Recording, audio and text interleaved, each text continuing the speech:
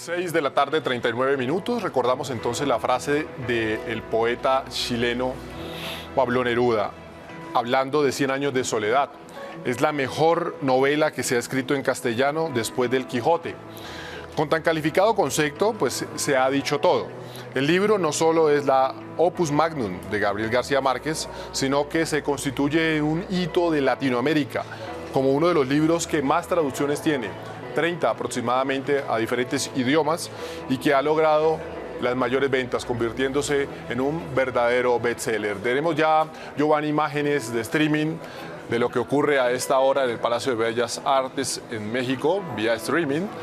6 de la tarde, 40 minutos, a las 8 de la noche aproximadamente estarán, según la agenda que nos leía Holman Morris hace algunos minutos, está pautada la visita de Juan Manuel Santos, el presidente colombiano, y el presidente chileno, el presidente mexicano Enrique Peña Nieto, allí al Palacio de Bellas Artes para rendirle el homenaje al colombiano Gabriel García Márquez. Después del éxito de 100 años de soledad, García Márquez se estableció en Barcelona y pasó temporadas viajando entre Bogotá, México, Cartagena y La Habana. Durante las 3 décadas transcurridas, escribió 4 novelas más. Se publicaron 3 volúmenes de cuentos y 2 relatos, así como importantes recopilaciones de su producción periodística y narrativa. Varios elementos marcan ese periplo que les acabo de contar, los viajes por Bogotá, La Habana, Barcelona y todo. Primero, se profesionalizó como escritor literario y solo después de casi 23 años reanudó sus colaboraciones con el diario El Espectador. En 1985 cambió su máquina de escribir, la que trabajó toda la vida, por el computador.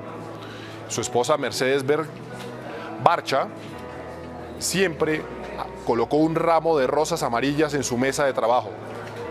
Rosas amarillas, flores que García Márquez consideró siempre como de buena suerte. Un vigilante autorretrato de Alejandro Obregón, que el pintor le regaló y que quiso matar en una noche de locos con 5 tiros de calibre 38, y esta es una historia verídica, preside su estudio. Ahí se encuentra en su estudio, lo tiene en México, el cuadro ese que le regaló el maestro Obregón. La historia de que en una noche de locos se está refiriendo a que se pasó de tragos y con un revólver empezó a dispararle a esa obra. Finalmente, 2 de sus compañeros periodísticos, Álvaro Cepeda Zamudio y Germán Vargas Cantillo, murieron cumpliendo cierta predicción escrita en 100 años de soledad. Eso es lo que ocurre a esta hora en el Palacio de Bellas Artes en México, donde está abierta la puerta para todo aquel que quiera despedir a Gabriel García Márquez. Estudiantes, académicos, librepensadores, literatos, jóvenes mexicanos que, como ustedes lo veían hace algunos minutos, estaban haciendo la lectura de algunas de las páginas de la obra de 100 años de soledad. Me han solicitado que recordemos qué fue lo que ocurrió después de que recibió su premio en 1982. El discurso de García Márquez se tituló La soledad de América Latina y fue un reproche contundente que leyó el 8 de diciembre de 1982 ante la Academia Sueca en pleno y ante 400 invitados más, que fue traducido simultáneamente en 8 idiomas.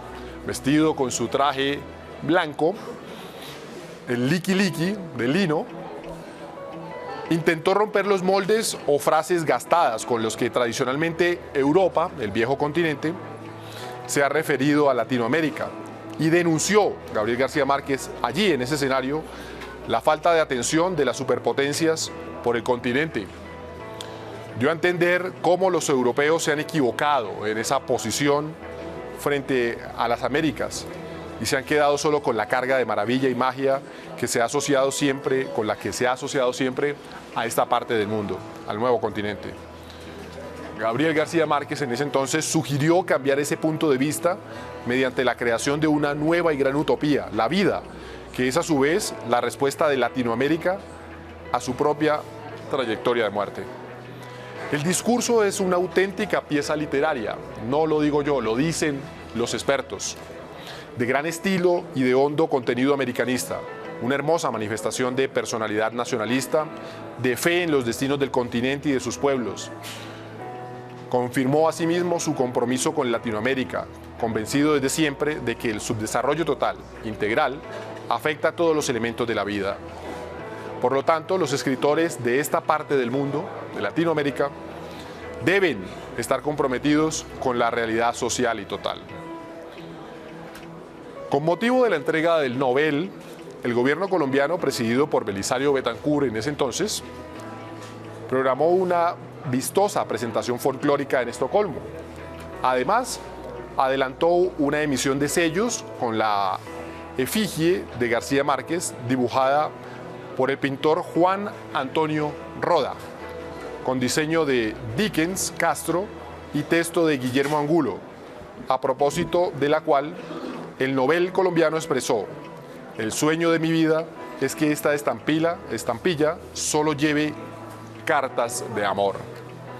Desde que se conoció la noticia de la obtención del ambicionado premio, el asedio de periodistas y medios de comunicación fue permanente y los compromisos de Gabriel García Márquez se multiplicaron por el mundo entero. Sin embargo, en marzo de 1983, Gabo regresó a Colombia. En Cartagena lo esperaba doña Luisa Santiago Márquez de García, la señora madre, en su casa del Callejón de Santa Clara, en el tradicional barrio de Manga, con un suculento sancocho de 3 carnes, por el cual se moría Gabriel García Márquez, y abundante dulce de guayaba. Esa era la pasión del escritor colombiano. Después del Nobel, García Márquez se ratificó como figura rectora de la cultura nacional, latinoamericana y mundial. Sus conceptos sobre diferentes temas ejercieron fuerte influencia. Durante el gobierno de César Gaviria, entre 1990 y 1994, junto con otros sabios como Manuel Elkin Patarroyo, Rodolfo Ginás y el historiador Marco Palacios, formó parte de la comisión encargada de diseñar una estrategia nacional para la ciencia, la investigación y la cultura. 6 de la tarde, 47 minutos. Vamos a recordar nuevamente esa charla apasionada entre Pablo Neruda, el chileno, poeta, y el novelista colombiano Gabriel García Márquez. Si ustedes le ponen cuidado, se darán cuenta que todo sucedió antes de 1982. Aquí está.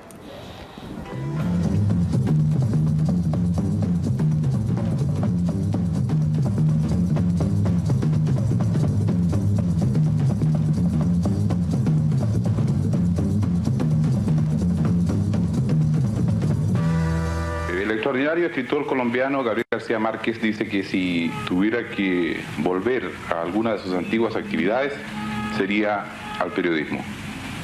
Ahora está aquí como escritor, pero nosotros le vamos a rogar que él vuelva un poco a su época de periodista para que converse con su amigo Pablo Neruda, Premio Nobel 1971. Por favor, don Gabriel. El clásico de los periodistas. Le dice uno una cosa y después terminan diciendo otra. Yo lo que dije o lo que quise decir fue que a mí me gustaría volver al periodismo, pero sobre todo a ser reportero, porque tengo la impresión que a medida que uno avanza en el trabajo literario va perdiendo el sentido de la realidad. Y en cambio el trabajo de reportero pues tiene la ventaja que lo tiene uno todos los días en contacto con la realidad inmediata. Ahora, si eso sucede a un novelista, a mí me gustaría saber qué piensas tú, Pablo, cuando se trata de la poesía. Si la poesía te lleva cada vez más lejos de la realidad o te ayuda a interpretarla, a descubrirla. Bueno, en realidad el poeta tiene cierta tendencia a alejarse de la realidad viva, de la realidad actual, de la realidad viviente. Y sobre todo el poeta de los últimos años, después del comienzo de este siglo, después de Mallarmé, de los poetas más herméticos.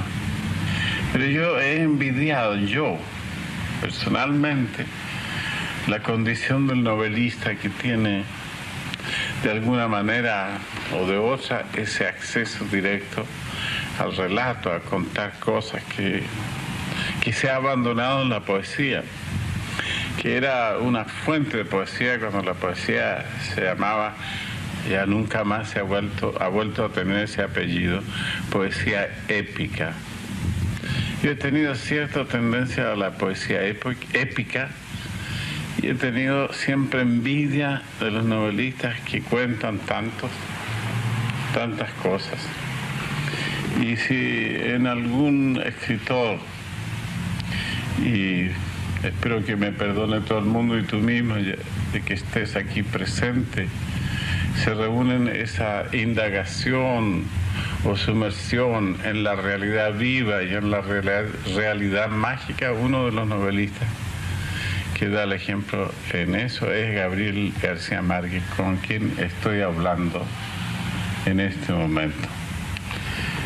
Bueno, fíjate que yo siento, no sé si es una cuestión de vocación o es un proceso de evolución que va uno sufriendo, pero yo tengo la tendencia verdaderamente a ir convirtiendo el relato, la novela, en poesía, casi en lo que estoy haciendo ahora y casi como una aspiración de mi trabajo.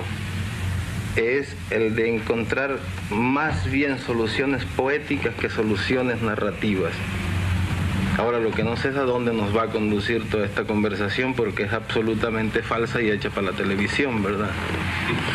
No tan falsa como crees. Y yo en muchas épocas de mi vida, yo me fui convirtiendo en mi trabajo, en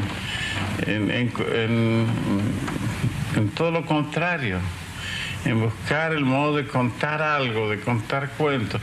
Y yo no le temo por lo demás a ninguna experiencia en ese sentido, porque cuando pensé que la poesía, cuando más se odiaba a la poesía, ya se odió a la poesía épica, la poesía que contaba algo. Ya nadie trató de escribir como Homero el relato de un pueblo, ni como el Dante las luchas y las pasiones de gente que existían y que vivieron. Ya nadie lo quiso hacer más, y yo no le tuve miedo a eso, sin ser ni Homero ni Dante, pero también se odió la poesía didáctica, la que enseñaba algo. Yo me propuse hacerlo, me propuse que se enseñaran a hacer cosas con mi poesía. El que tú vayas siendo arrastrado por tu propio temperamento y por tus propios cambios hacia la poesía, y yo lo puedo hacer hacia la novelística, son partes del desarrollo de un escritor, porque hay que meterse en todos los rincones y hay que hacerlo todo como un reporter, como tú decías. Ahora, pues entonces yo creo que nosotros podemos llegar, tú como poeta y yo como novelista, y en general los poetas como poetas y los novelistas como novelistas, podemos llegar a una coexistencia pacífica. Un acuerdo, en el sentido de que los poetas sean cada vez más narradores y los novelistas seamos cada vez más poetas, y no vayamos a pelear por eso, sino que todos seamos muy amigos y nos pongamos tan contentos como estoy yo ahora cuando te dando a ti el premio Nobel, nos pongamos tan contentos los novelistas de que le den el premio Nobel a un poeta, como espero que te pondrás tú contento cuando me lo den a mí, porque tengo la impresión de que como van las cosas y con todo lo que andas diciendo de mí, estás influyendo demasiado sospechosamente sobre la Academia Sueca. Sospechosamente para nadie, y para mí tampoco, porque te merecerías todo por tu gran trabajo. Pero volviendo al tema ese de que nos estamos cambiando de tema, yo he tenido envidia a los novelistas, y te lo digo, yo me he sentido siempre incapaz de relatar en prosa las cosas. Y la prueba está es que siempre ando pensando, ay, ¿cómo encontrar a un novelista para contarle este cuento? Y como tú siempre te las arreglas para vivir por allá, por Colombia o por Barcelona, entonces no te puedo agarrar para contarte algo que acabo de saber, que acabo de ver. Pero es curioso que cada vez que comemos o que nos encontramos, tú cuentas unas historias que son estupendas, que bastaría ponerles un micrófono para que ya estuvieran escritas y fueran un relato magnífico. Si tú vieras y le pusiéramos de verdad el micrófono, verías como que quedarían de pésimas y nadie las quisiera leer porque no tengo dedos para piano, como se dice. Y en cambio, yo te digo francamente, para mí la poesía sí tiene dificultades y tiene, como cualquier oficio, todas sus interrupciones, sus problemas. Yo me siento nadando como un pez en el agua dentro de ese río, pequeño océano que es la poesía, y se puede difícilmente salir. Por algo existen los géneros y por algo se ha diversificado, pero en el fondo, como te digo, yo he tenido yo leo novelas, soy un lector de novelas, de todas las novelas, y mastico novelas y leo las novelas poéticas que se escribieron antes de las que las escribas tú, como Le Grand Monde, o leo las novelas realistas como Solá, y al mismo tiempo leo novelas policiales por docenas. Y verdaderamente no se puede prescindir de la novela. Nadie piensa, y a mí me parece muy extraño, por ejemplo, que una persona al tomar un tren vaya y se compre uno de mis libros. No pienso que sea natural. Estaría yo feliz de acechar por una ventanilla y ver que alguien va y paga y se sube a un tren para viajar un día en ferrocarril con uno de mis libros, pero lo más lógico es que este señor, este viajero, se compre una novela para leer lo que se piensa. Yo he dicho, la novela es el bistec de la literatura, es lo que la gente quiere comer fuerte. Bueno. ¿Y la poesía qué vendría siendo entonces? La poesía es otra parte. Si la novela es el bistec, ¿qué sería la poesía? La poesía es como una especie de acto de fin. Esto es un poco pedante lo que yo estoy diciendo, como una especie de parte del amor, parte de la acción del amor. Debe ser algo más íntimo y más recogido. Yo también, todo esto es discutible, porque también me gusta la poesía de gran ámbito y la que se esparce para afuera y la que da un movimiento de masa, pero en realidad el que alguien tome un libro de poesía es para leerlo recatadamente, es una comunicación secreta, intransferible, con partes del alma del poeta y de la persona que está leyendo, y esa comunicación subjetiva existe y es verdadera, y la siente como una corriente eléctrica alterna o la otra, la siente todo el mundo. Bueno, yo tengo la impresión de que el tema está más que agotado, y el tiempo y todo. De manera que a ver cómo haces si nos sacas de esta conversación, porque las buenas conversaciones que hacemos con Pablo es cuando estamos solos y no están tantos periodistas y tantos micrófonos y tantas cámaras. Pero yo tengo entendido que ustedes han estado copiando como 3 o 4 noches seguidas, de modo que temas de conversaciones. Ya lo hemos agotado, ya no nos quedó nada para esta entrevista. Tal vez faltaría alguna motivación. Bueno, pero antes de que se nos acabe el tiempo, en realidad yo quería aprovechar esta oportunidad para mandarle al pueblo chileno, al gran pueblo chileno, primero mi felicitación por la merecidísima distinción que se ha hecho a un poeta chileno que para mí es el más grande poeta del siglo XX en todos los idiomas, y para mandar a ese mismo pueblo chileno mi sentimiento de solidaridad y mi gran alegría por la extraordinaria experiencia del Frente Popular.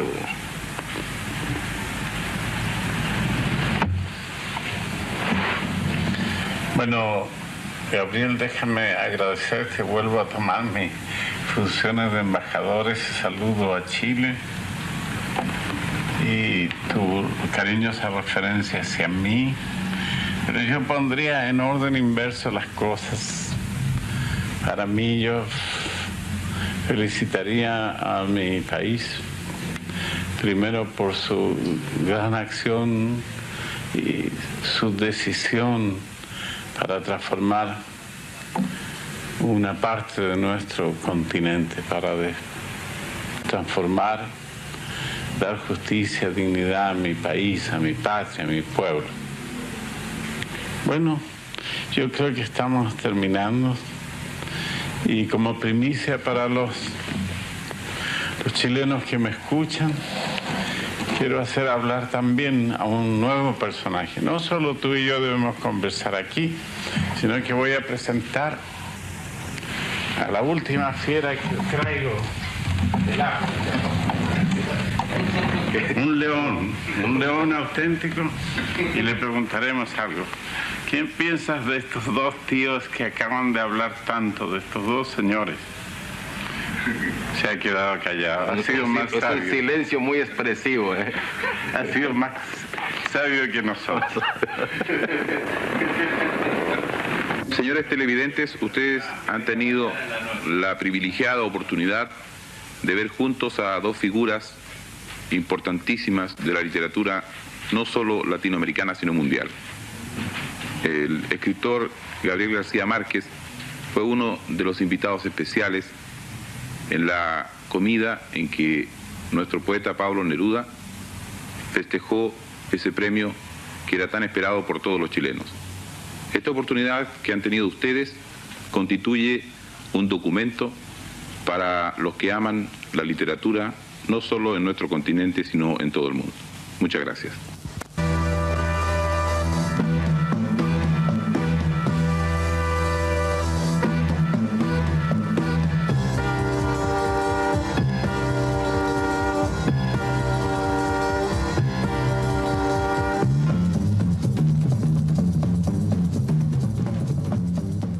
Siete de la noche, 1 minuto, sin duda alguna una invaluable pieza audiovisual que quedará en el recuerdo de muchos en Latinoamérica.